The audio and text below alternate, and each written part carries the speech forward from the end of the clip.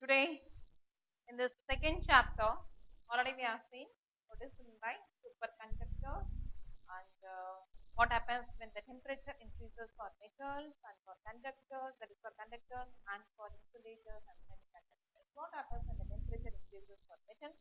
We know that whenever the temperature increases, what happens to its resistance? For metals, it will also increase. How this resistance increases? For conductors, when there is an increase in temperature. So what happens in a conductor? When the current flows in a conductor, the current flow is due to the flow of the electrons.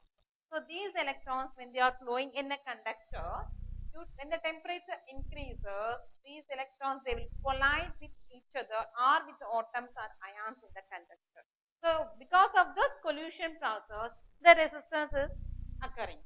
So when the temperature increases, what happens to this rate of pollution? It also increases, and thus this is why there is an increase in resistance in the conductor. So in all metals, when the temperature increases, its resistance also increases. Why? Because the rate of pollution increases and there is a increase in temperature. Now we will see what happens when the temperature decreases. Obviously, the resistance also decreases and there is a decrease in temperature. So if I draw a graph between the temperature in the x-axis and the resistance in the y-axis, we know that when I decrease the temperature, its resistance also decreases. But for certain materials, when I decrease the temperature, at a particular temperature, its resistance will become 0 only at a particular temperature. That temperature, we call it as the transition temperature or critical temperature. So what is happening in this particular temperature? For certain metals alone, the resistance becomes 0. So I am going to decrease the temperature. When I decrease the temperature, its resistance also decreases. At a certain temperature, its resistance becomes 0. So what that means? It is not offering any resistance to the flow of current, isn't it? So at a particular temperature, this material is not having any resistance at all. So that means it will allow the full current. The conductivity will become infinity. So that particular temperature we call it as a transition temperature or critical temperature. We can denote it thus by theta n, transition temperature or critical temperature.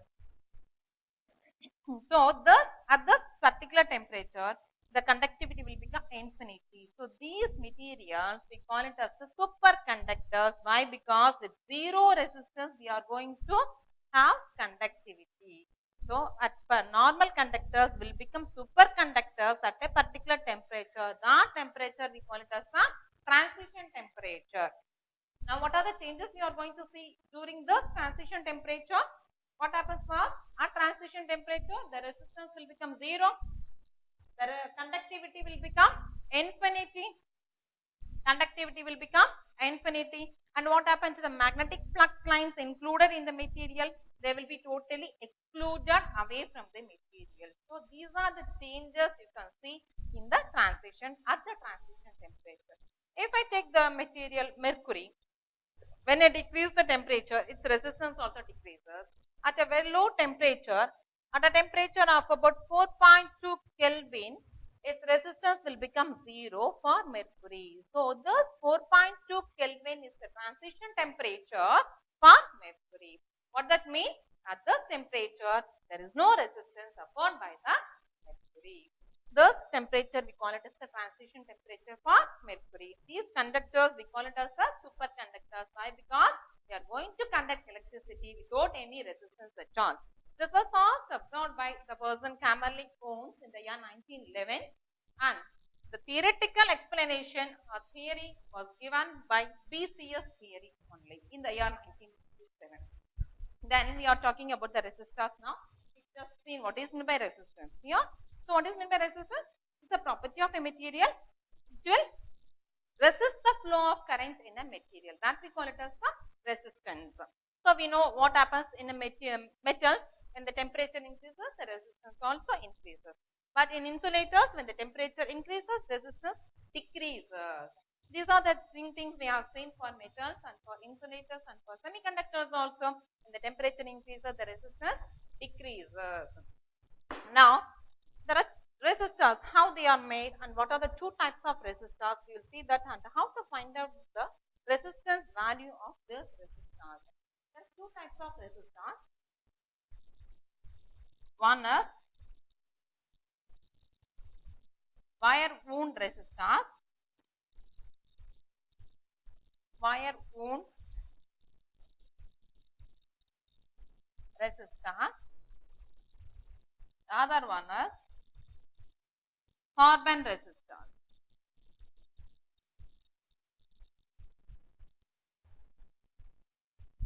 Those wire wound resistors, this one if you see the size, it will be very huge and they are expensive also.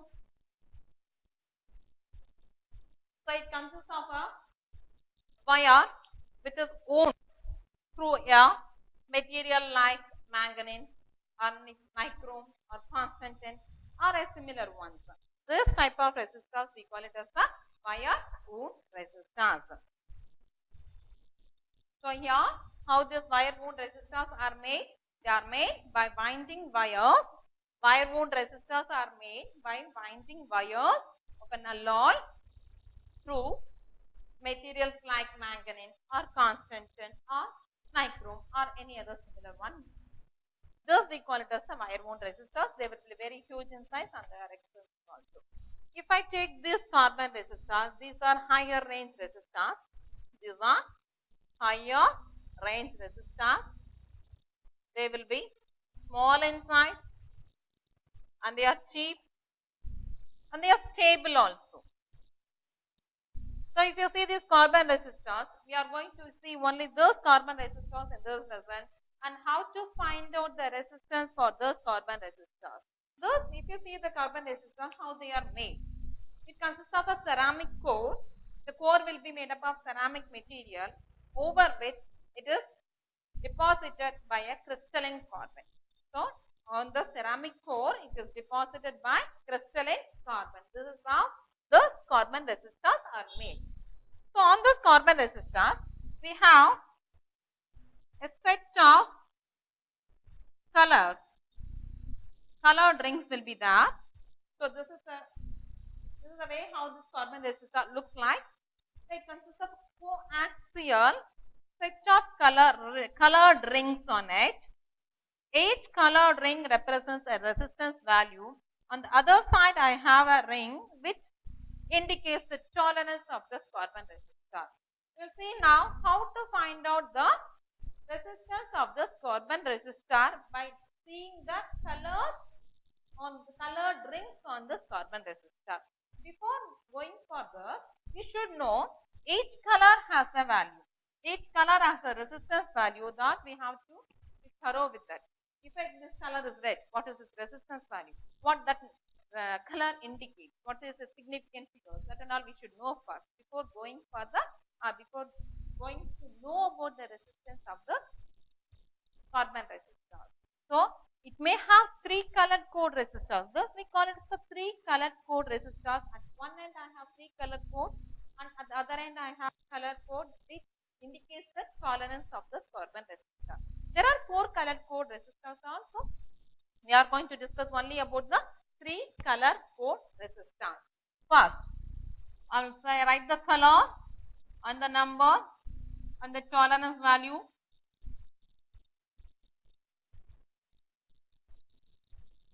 Brown,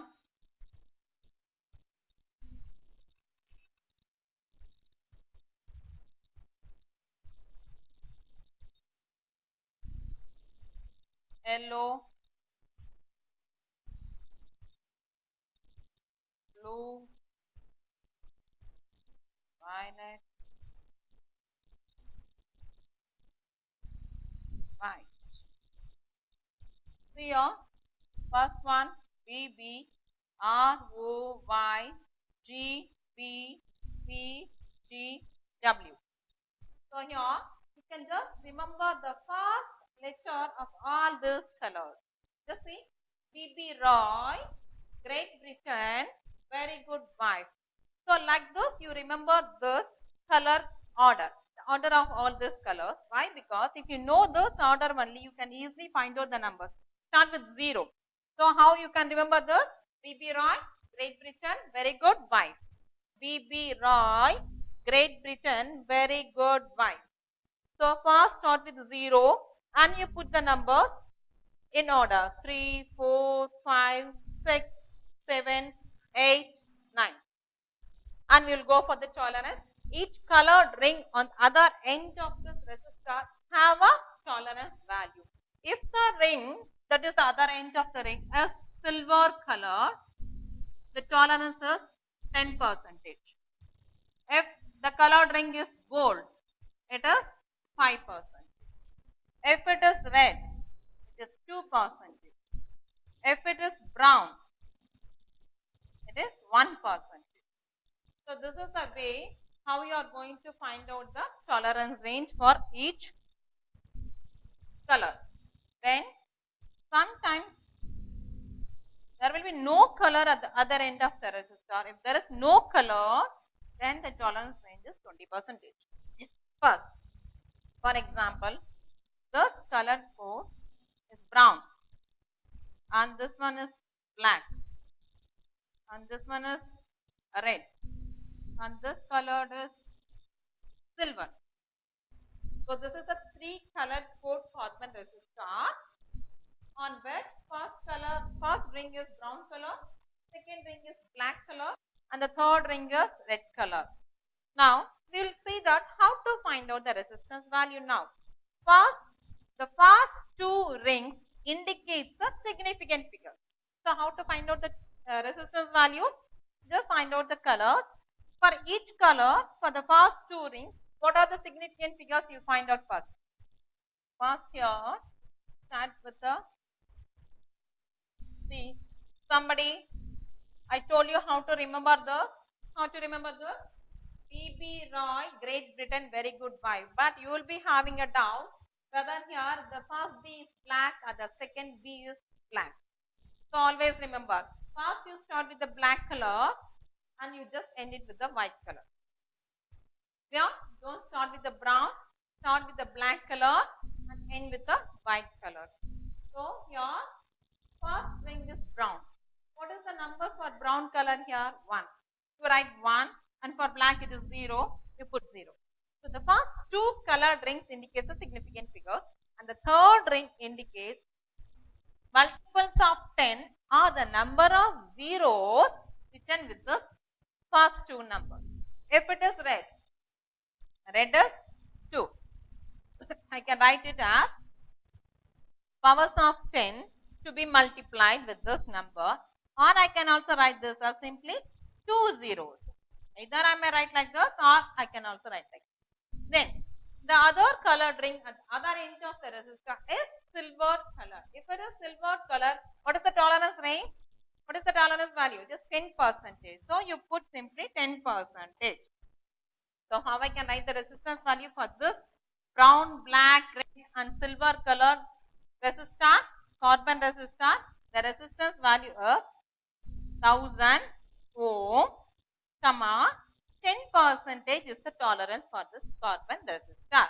So 1000 ohm I can also write it as 1 kilo ohm plus or minus 10%. So this is the resistance value of this 3 colored code carbon resistor. So one more example I will give you. If this carbon resistor consists of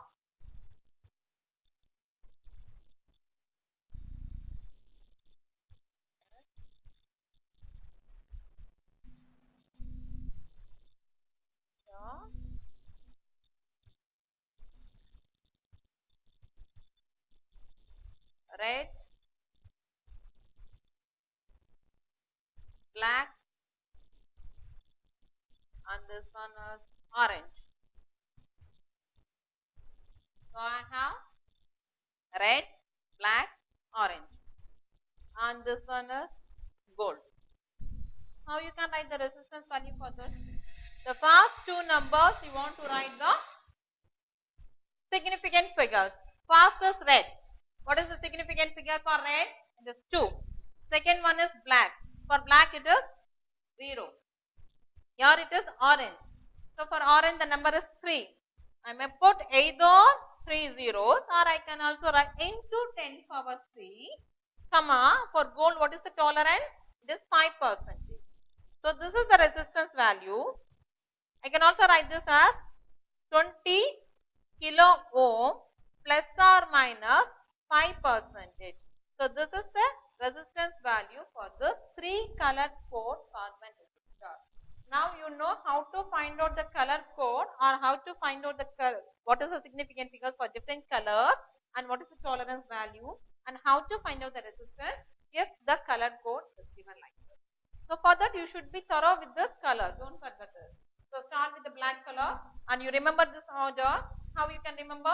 B.B. Roy, Great Britain, very good wife. Just remember the order like this, and you go for the tolerance value. Start with silver is 10%, gold is 5, red is 2%, brown is 1%, and if there is no color at this end, how you will write this tolerance value? If there is no color at all, there is no ring at all. So how you will write the tolerance value? It will be 20%. So this is the way how you can write the resistance value for this carbon resistor. They will be very cheap, and they are very small in size. It will be very small. It is very easily available in the market also. It is very cheap, small in size, and it is stable one also. Now the resistors we are seeing. This is the way we are using presently. We are using 4 colored code resistor also. Now what happens if these resistors are connected in series and in parallel also? What happens to its effective resistance when they are connected in series or when they are connected in parallel to each other? First one, these resistors, when they are connected in series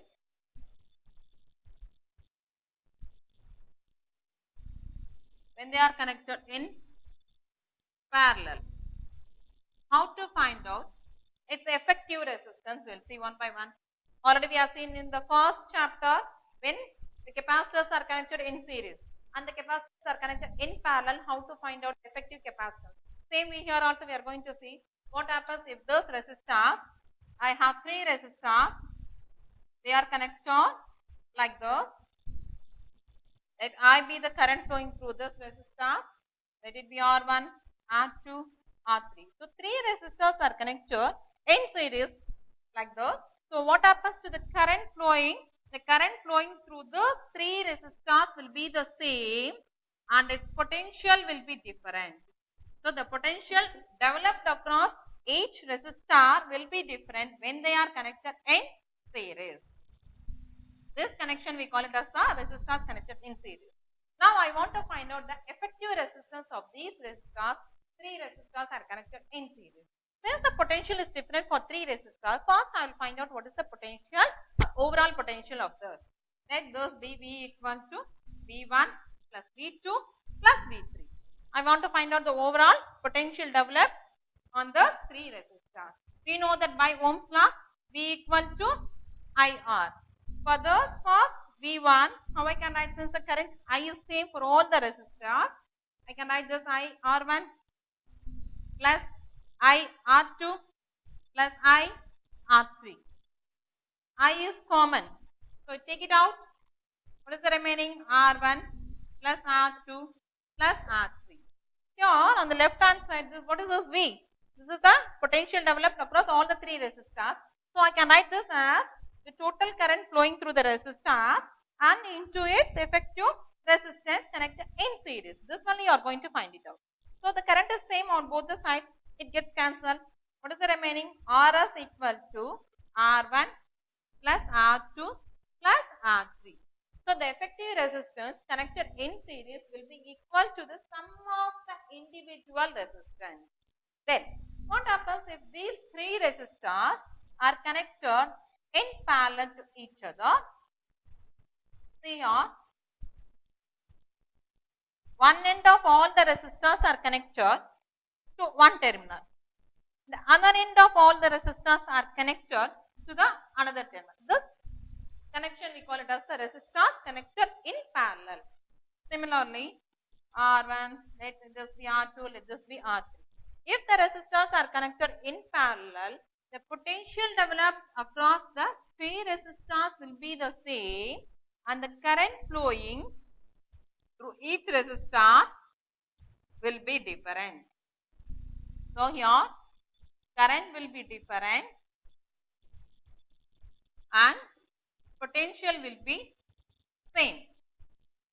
So since current is different in all the three resistors, I will find out what is the overall current flowing in this combination. It is given by I equal to I1 plus I2 plus I3. So I will write this formula. By Ohm's law, we know that V equal to IR. From this, what is I? I equal to V by R. So for I1, can I write V is same for all the three resistors? Can I write like this V by R1? So I1 equal to V by R1 plus I2 equal to V by R2 plus I3 equal to V by R3. Now all this V is common. Take it out. Here in the left hand side. What is this capital letter I? This is the overall current flowing through this resistor. It will be equal to the total potential V by the effective resistance when they are connected in parallel. V by R3. V into 1 by R1 plus 1 by R2 plus 1 by R3. So this VB gets cancelled. What is the remaining here? 1 by RP is equal to 1 by R1 plus 1 by R2 plus 1 by R3. So this will be the effective resistance when these three resistors are connected in parallel. I can connect n number of resistors and I can also find out the effective resistance when they are connected in parallel and in series. So if you compare these two formulae, can you say which combination I will be getting maximum resistance, whether in series combination or in parallel combination? Just you find out the final effective resistance formula for these two combinations. You have to say in which combination I will be getting maximum resistance, either when it is connected in series or when it is connected in parallel. You look at this formula. So here the effective resistance when they are connected in series is equal to sum of the individual resistance. But that the effective resistance when they are connected in parallel will be equal to the reciprocal of the sum of the individual resistance. So which one will be maximum? So if I want to get the resistance to be maximum, I should connect the resistance in series. If I want the resistance to be minimum, I want to connect the resistance in parallel. So here I will have the maximum resistance. So the resistance will be maximum when they are connected in series. Resistance is maximum when they are connected in series. When they are connected in parallel, the resistance will be minimum when compared to this. Clear?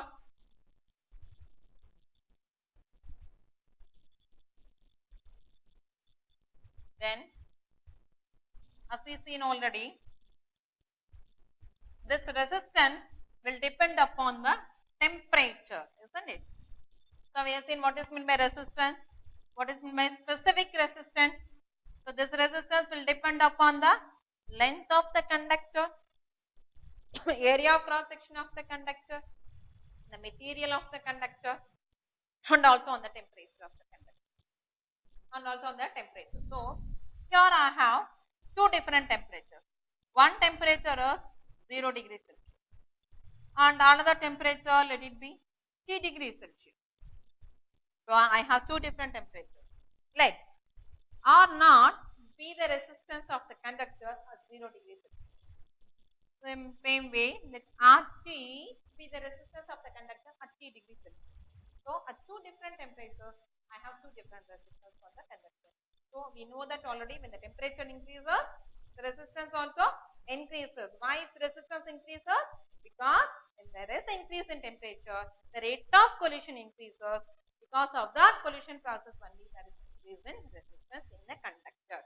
So there is a relation relating these two resistance at two different temperatures. It is given by RT equal to R naught into 1 plus alpha T, where alpha is called the temperature coefficient of resistance. Here what is alpha called? It is called as temperature coefficient of resistance. I can write this formula for alpha from this as alpha equal to RT minus R naught by R naught into T. So how I can define those? Temperature coefficient of resistance is defined as the ratio of the increase in resistance per degree rise in temperature to its resistance at 0 degree Celsius. So this is the way how I can define the temperature coefficient of resistance. Can you write the unit for this alpha? It is per degree Celsius. Because the resistance ohm gets cancelled, I have only here the denominator temperature alone. So its unit is per degree Celsius. Temperature coefficient of resistance. If I have two different temperatures and two different resistance, for example, there is a temperature T1 and its resistance be R1. I have another temperature T2 and at that temperature let its resistance be R2. Now I don't have the temperature 0 degree Celsius. I have two different temperatures. For these two different temperatures, I have two different resistance. How to write this alpha? When there are two different temperatures and two different resistance, it is given by R2 minus R1 by R1 T2 minus R2 T1. So this is the way how I can write the temperature coefficient of resistance when there are two different temperatures and two different values for resistance.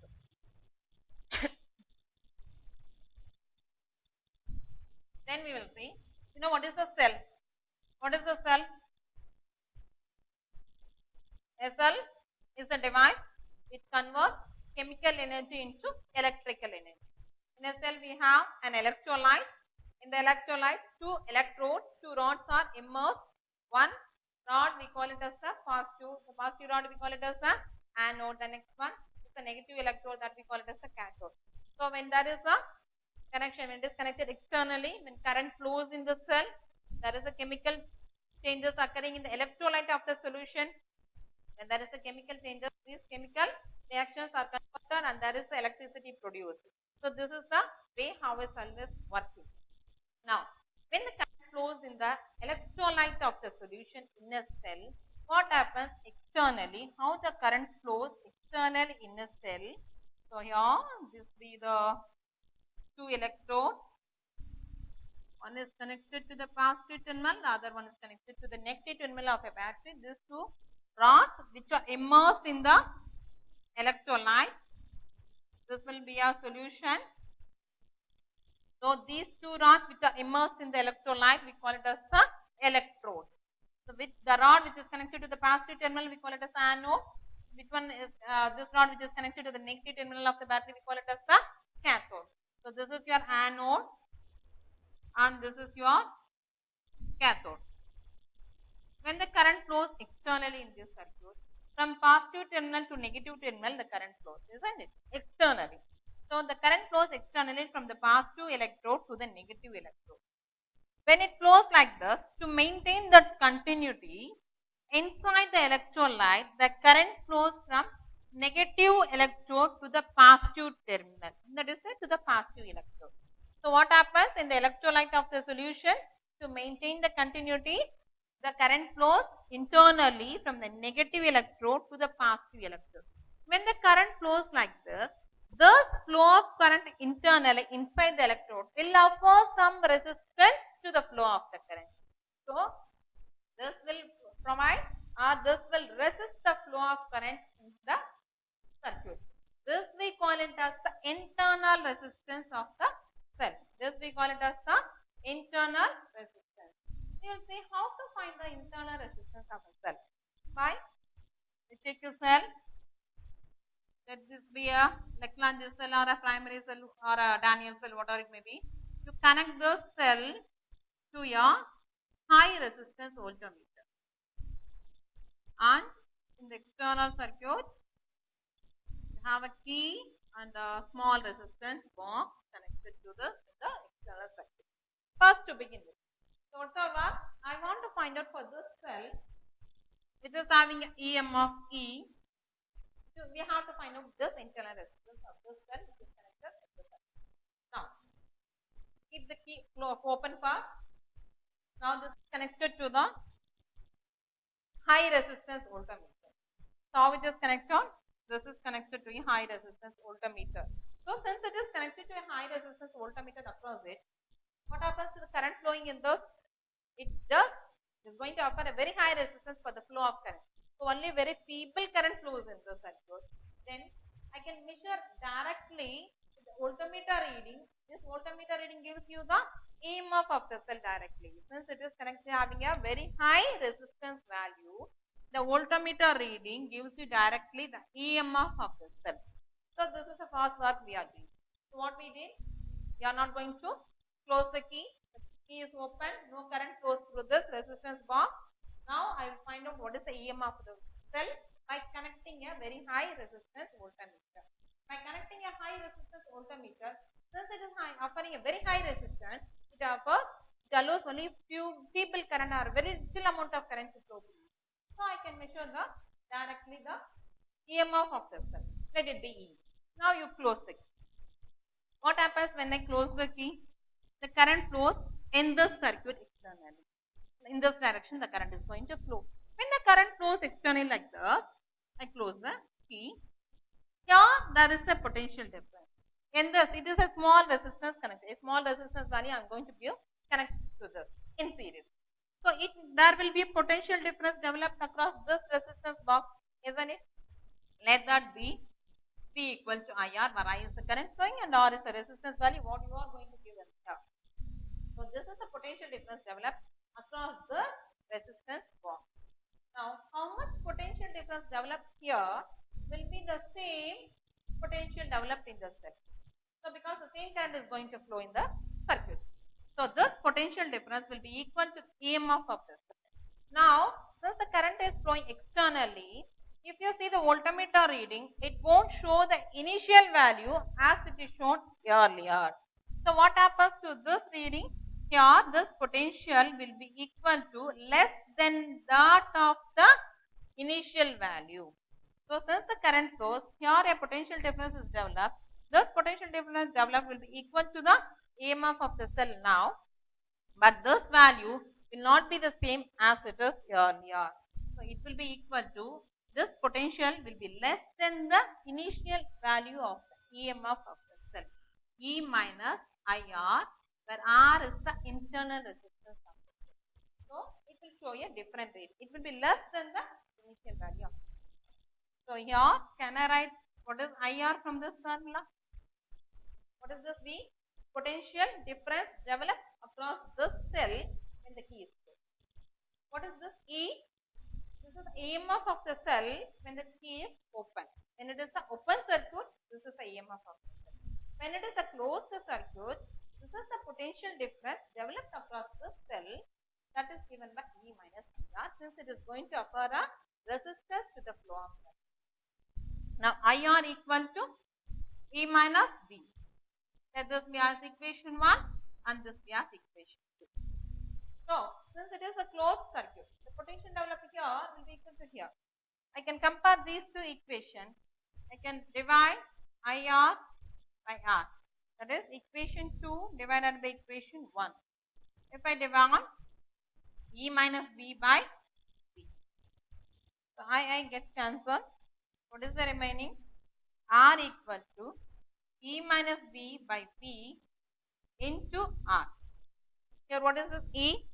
EMF of the cell. That is found out by the voltmeter reading. V is the potential difference developed across the small resistance connected in series. That we are going to find out by finding the value V equal to IR, where I is the current flowing in the circuit and R is the resistance what we are going to give to that. By knowing all these values, I can easily find out the internal resistance of a cell. See, if you prepare a fresh shell, so just take a ammonium chloride solution and you just immerse 2 electrodes. If you prepare a fresh electrolyte and if you prepare a cell, this internal resistance will be less. But if you are going on using the same cell again and again, what happens with internal resistance? It goes on increasing. The internal resistance of a cell increases with aging. So if you are going to use the same cell again and again, what happens with internal resistors? It will be going on increasing. So it increases due to aging. Next one. So now we have seen how to find out the effective resistance when so many resistors are connected in series and in parallel. But the formula what we have found out, that is RS and RP, I can't use this formula RS equal to R1 plus R2 plus R3. Just now we have seen, and 1 by RP equal to 1 by R1 plus 1 by R2 plus 1 by R3. Isn't it? So many resistors to take connect. I am going to write it. So these two formulae what we have found out, I can use this in all the situations. If I have a circuit with so many resistance and cell which are connected in a complicated way. If they are connected, if I have only limited number of resistors and the cell, I can use this formula to find out the effective resistance or the current or the potential difference. But if I have so many resistors and the cells are connected in a complicated way, at that time I can't use this two formulae what we have. So I need a different, I need a separate set of rules to find out the overall potential or the current flowing in a circuit when the resistors and cells are connected in a complicated. So I am going to use Kirchhoff's rule for finding the effective current or resistance value or potential difference when the Kirchhoff's rule or Kirchhoff's law we can call it also as Kirchhoff's law. So these Kirchhoff's rules are very useful to find out the effective voltage or potential difference or to find out the current in a circuit where resistor and so many cells are connected in a complicated. So we will see first these two rules. There are two rules in this Kirchhoff. The first rule, the second rule. First rule we call it as the current law. I can also call this as first law. The second rule we call it as the voltage law. So here I have so many resistors like this. 1, 2,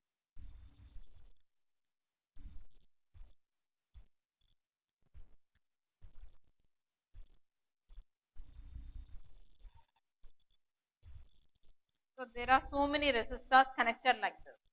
If this is the case, can I use the previous two formulas for finding the effective resistance? I can't use that formulae for finding the effective resistance or the potential.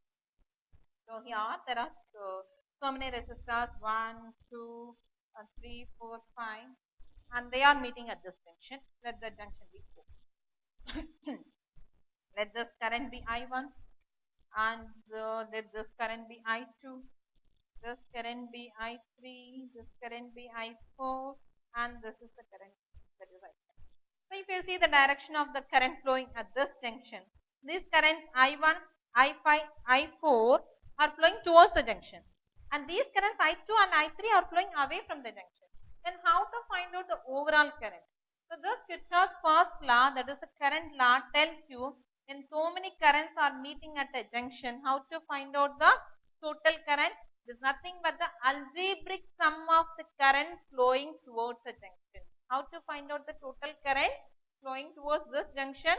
If this is the case, it is given by the algebraic sum of the current flowing towards this junction. Since I told algebraic sum, I want to take the sign convention. How you will take the sign convention here? See, the currents which are flowing towards the junction are taken as positive.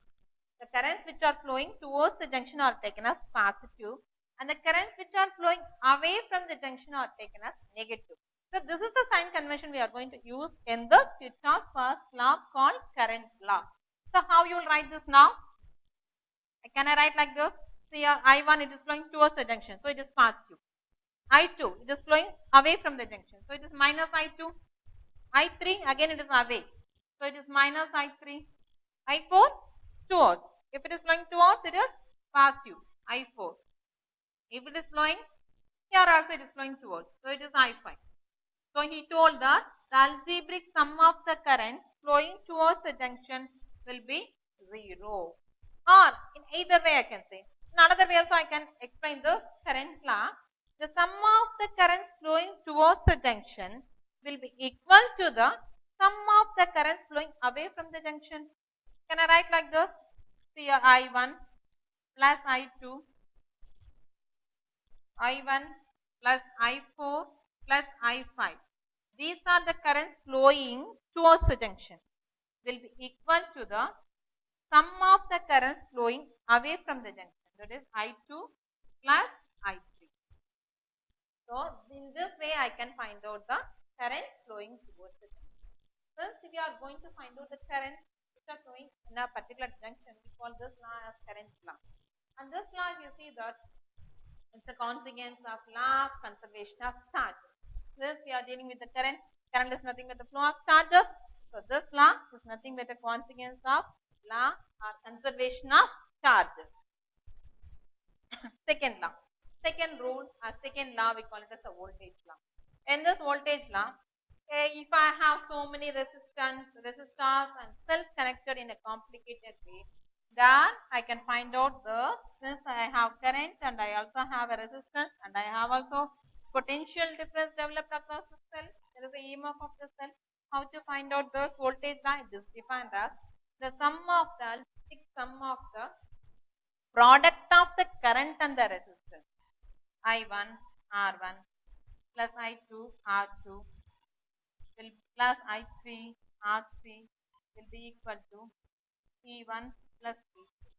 That is the algebraic sum of the product of the current and the resistance will be equal to the sum of the EMF developed in the circuit. If I have so many resistors and cells connected in a complicated way, there I am going to use the Kirchhoff voltage law. That is the second law. What does this law tells us? The algebraic sum of the product of the current and the resistance in a circuit will be equal to the algebraic sum of the EMF in the circuit. Here also we are going to find out, since I told algebraic sum, I want to take the sign convention. If the current is flowing in the clockwise direction, if the current is flowing in the clockwise direction, I will take that as positive. If the current is flowing in the anti-clockwise direction, that current we will take it as negative. So this is the combination we are going to use in this Kirchhoff voltage law. Since we are going to find out dealing with the product of the current and the resistance, nothing but the potential. You can say this law, that is the voltage law, is a consequence of law of conservation of energy. The conservation of energy is the consequence of conservation of energy. This you will be getting in 1 mark. So first law, the consequence of conservation of charges. Second law, voltage law, the conservation of, the consequence of conservation of energy. So this Kirchhoff law, where we are going to use this Kirchhoff two laws when the circuit is connected in a complicated manner, we are going to use this two. Now for the Kirchhoff voltage law, we will see an example. To see that example, you can easily understand the Kirchhoff voltage law.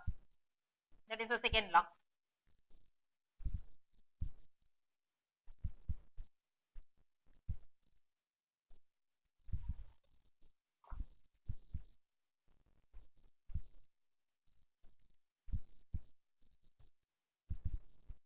Draw this diagram. The resistance.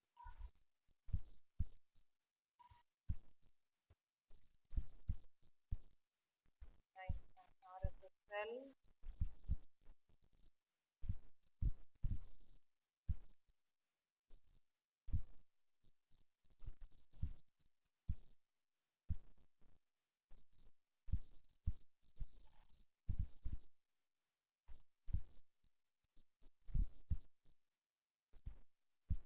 So here I have 4, 1, R1, R2, this is R3 and this is R4 and this is R5, this is R6 and this cell is having an EMF E1, this cell is having EMF E2 and this cell is having a EMF I3. Since the cells are having, we know that whenever what happens to the cell? It will offer some internal resistance. That internal resistance here for this cell E1, I will take it as R1. For this cell, let it be R2. For this cell, let it be R3. Now it is positive. How the current flows?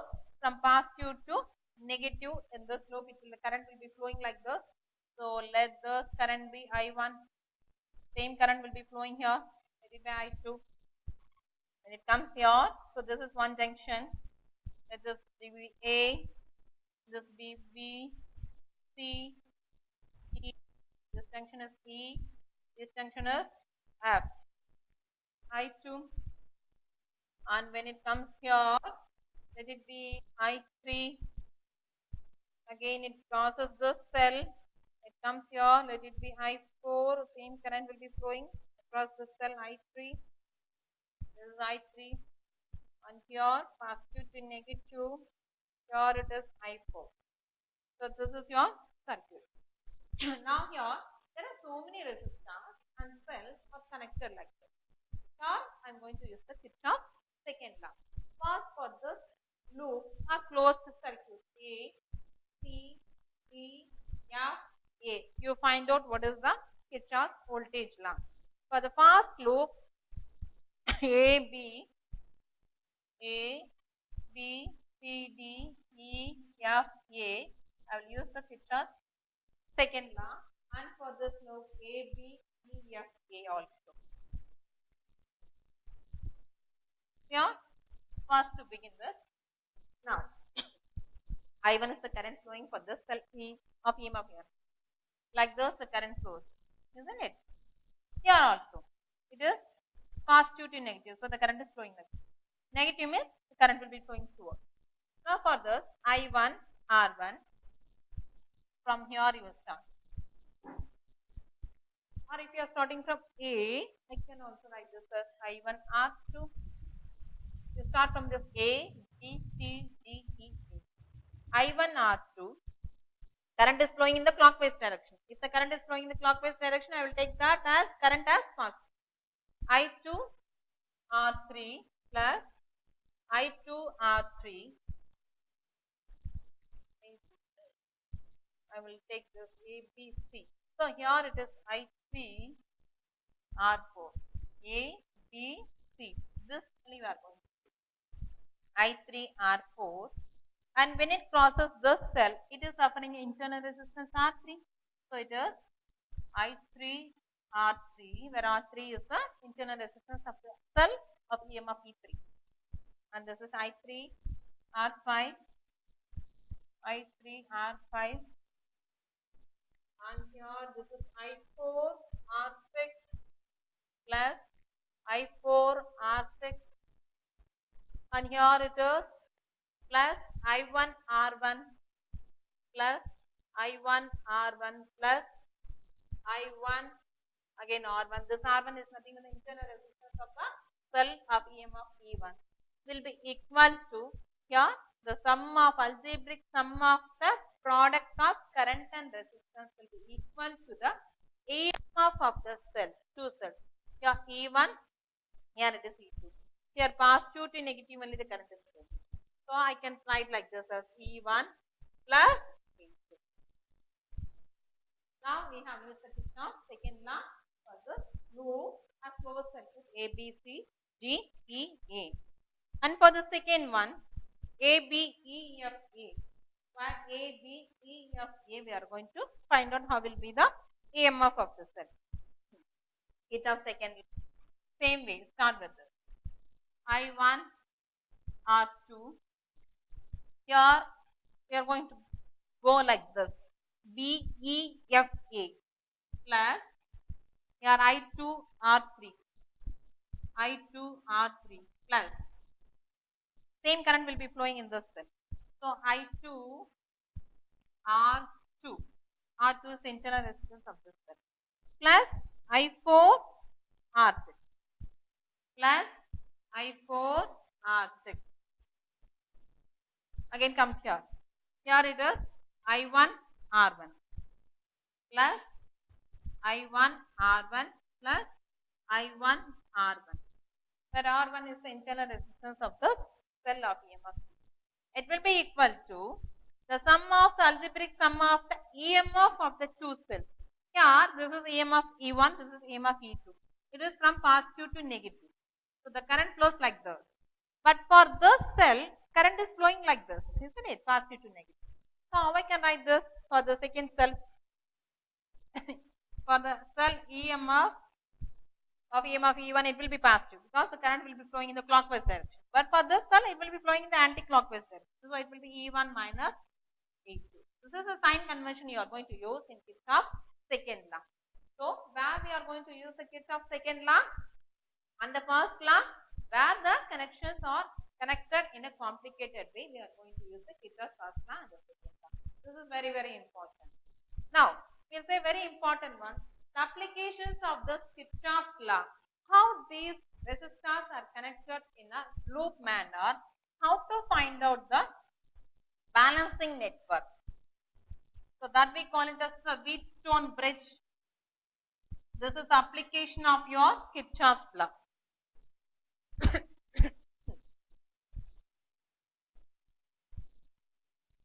Wheatstone bridge network. Wheatstone bridge. This is application of your Kirchhoff's law. Here, thus, here I have 4 resistors.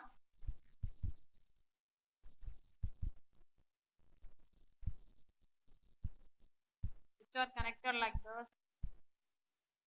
Let this 4 resistors be P, Q, R, S.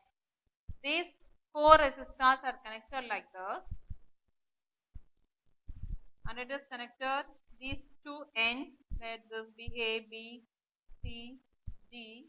Be connected to a cell of EMF, and current will be flowing in this direction.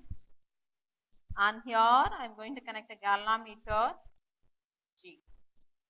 So, this is the way how I am going to connect the 4 resistors. Now, for this is the application of your Kirchhoff's law. For this, we are going to find out what is the balancing network. Now, if the current flows like this, when it comes here, R1, it divides into 2. Let this be I1 and let this be I2. If it comes here, from positive to negative only the current will be. So, I1 goes like this, and when it comes here, it will be going like this. I1, let this current be I3 and comes like this, isn't it? I1 positive to negative, 1 over. So, from here, it will go like this and again come here. So, this will be the current direction. Let this be I4. And the current which is flowing through the galvanometer is I2. It will flow like this. So, this is the way we are connected. Now, we are going to use both the Kirchhoff's law, the first law and the second law. Now, I am going to use Kirchhoff's first law at this junction B and at this junction B. What does the Kirchhoff's first law help you? So, what is the other name? I can also call this as a junction rule. Why? Because it tells you the sum of the currents meeting at a junction, the algebraic sum of the currents meeting at a junction is equal to 0. Here at this junction B, what are the currents flowing here meeting at this junction? One is I1, I3 and I2. This I1 is flowing towards and I3 and IG are flowing away. So, how you use this fast law at the junction B? It is I1 is flowing towards. When the current is flowing towards, it is taken as positive. I1 minus Ig minus I3 equal to 0. So, I use Kirchhoff's first law at junction B. Similarly, I am going to use the Kirchhoff's first law at this junction D. At this junction D, use the Kirchhoff's first law. What are the currents flowing towards this junction? One is I2, other one is I4, the other one is Ig. So, Ig and I2 are flowing towards this junction. I4 is flowing away from the junction. So, these two will be positive and this is negative. So, I2 plus Ig minus I4 equal to 0. This is equation 1 and this is equation 2. Now, you use the Kirchhoff's second law. First law I use. I am going to use the Kirchhoff's second law for this loop A, B, C, D, A.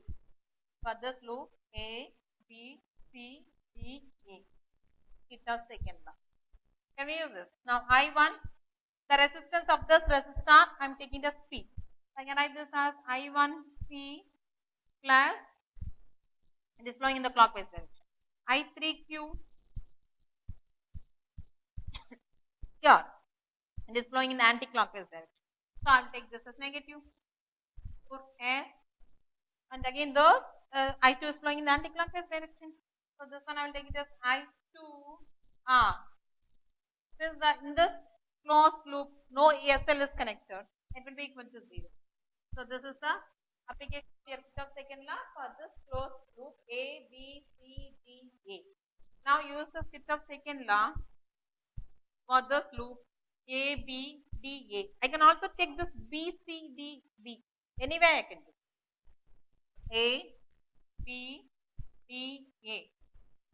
Again I1P, this is positive, IGG, because current is flowing in the clockwise direction. This current is flowing in the anti-clockwise direction. It will be minus I2R will be equal to 0. Equation 4. So suppose equation for law 1 and law 2 for this two junction B and D, and for these two loops I use the Kirchhoff's second law. Now what happens when these 2 points are at the same potential? Now I am going to write what happens when these 2 points B and D are at the same potential. There is no potential difference at all at these two junctions B and D. What happens when these two junctions are the same potential?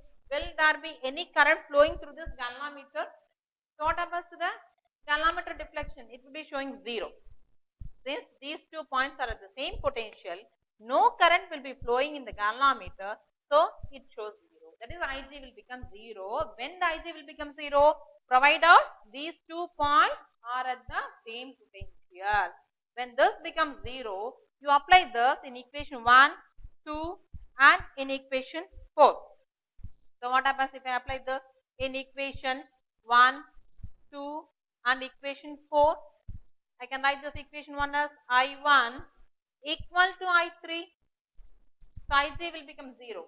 I1 minus I3 equal to 0. So it will, I3 I have taken it that side. So I1 equal to I3. Similarly, Ig will become 0. I2 minus I4 equal to 0. Or I can also write I2 is equal to I4. In the fourth equation, Ig is 0. So this will become 0. So what is the remaining? I1P minus I2R equal to 0. So I can write this as I1P equal to I2R. So let this be as equation 5, equation 6, equation 7. Now I am going to use this equation 5 and 6 in equation 3. Since I told I1 equal to I3 and I2 equal to I4, when these two are at the same potential, using equation 5 and equation 6 in equation 3. What happens? See here I1P plus I3Q. Says what we proved here, I1 equal to I3. So I can write in these two places I1 I1 or I3 I3. So what happens to this equation? I1P plus I1Q minus I4 I2. I2 is equal to I4. So you may write I2 I2 or I4 I4. So I'll write like this as I2Q I2S minus I2R equal to 0. So I can write this as I1P plus I1Q is equal to, take this minus that side, it will become I2S plus I2R. I1 is common, take it out. It will become P plus Q. It will be equal to, here I2 is common, it will become R plus S. Now this is equation 8. Now equation 8, you divide this by equation 7. Divide equation 8 and equation 7. So what happens to this now? If I divide equation 8 by 7, what is equation 8? I1 into P plus Q is equal to I2 into R plus S divided by I1P Here it is I2. What is equation 7? I2 R. Like I2, I2, I1, I1 gets cancelled. So what is the remaining? P by P plus Q by P equal to R plus S by R. I can also write this as 1 plus P by P, it will become 1 plus Q by P. Clear? R by R is 1. 1 plus S by R. 1 gets cancelled on both the sides. The remaining is Q by P is equal to S by R. I can also write this as the reciprocal P by Q is equal to R by S. So this is your balancing condition for this Wheatstone bridge network.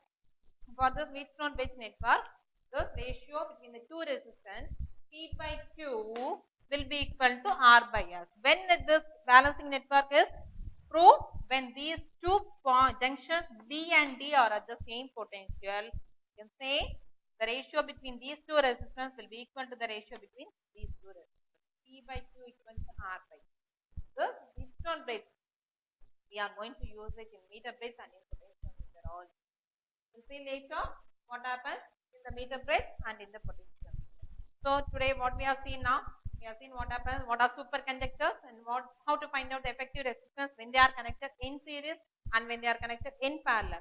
When they are connected in series only, the effective resistance will be maximum. So you want to get a maximum resistance means you want to connect the resistor in series only. If you want the resistance to be minimum, you connect the resistors in parallel to each other. So when the circuit connections are complicated, we can't use these two formulae, that is Rs equal to R1 plus R2 plus R3, R1 by Rp equal to 1 by R1 plus 1 by R2 plus 1 by R. We have a separate set of rules called Kirchhoff's rule. Those two laws we have seen, first law and second law. First law we call it as the current law, second law is called the voltage law. First law is the consequence of conservation of charges. Second law, conservation of energy. So this is very important. Then temperature dependence of resistance we also seen. Here we have seen two formulas. One, RT equal to R naught into 1 plus alpha T. Alpha equal to RT minus R naught by R naught into T. And if there are two different temperatures, how to find this alpha? So here this temperature coefficient of resistance alpha, it will be positive for metals. That is all the metals, conductors, all the conductors will have positive temperature coefficient of resistance. What is alpha called? Alpha is temperature coefficient of resistance. Thus alpha is positive for all metals. What that mean? That is for all conductors. For conductors, this alpha temperature coefficient of resistance is positive. That means when the temperature increases, its resistance also increases. So when temperature increases, if its resistance increases, then I can say the temperature coefficient of resistance is positive. Example, all metals, conductors. If the temperature coefficient of resistance is negative, that is for insulators and for semiconductors, the temperature coefficient of resistance is negative. What that means? If temperature increases, its resistance decreases. Remember that. This is very, very important. Then, this temperature coefficient of resistance is low for alloys. So, what happens to this? For alloys, the temperature coefficient of resistance is low. So, here this alloy constant 10, mostly for making resistance we will use this material constant 10, and manganese. So to just make standard resistance, we will use only manganese. So why manganese is used for making standard resistance? Why? Because its temperature coefficient of resistance is negligible. That is very low. It will be negligible. That is the reason why manganese is chosen as a material for making standard resistance. So this one is very important. So this also you should make a note of it. Positive temperature coefficient of resistance and negative temperature coefficient of resistance. And here any material which is having negative temperature coefficient of resistance, that we call it as the Thermistor. This one you will be getting in 1 mark. So what is the thermistor? Thermistor is a material which is having negative temperature coefficient of resistance. So why manganese is chosen as a material for making standard resistor? Why? Because it is having negligible or its temperature coefficient value is very low. So this and all is very important. Depending on the temperature value, you are going to find out this alpha. That is the temperature coefficient of resistance. Then Kirchhoff's law. Then application of Kirchhoff's law. We have seen the Wheatstone bridge network. It's an important 5 mark question. Which one? Wheatstone bridge network.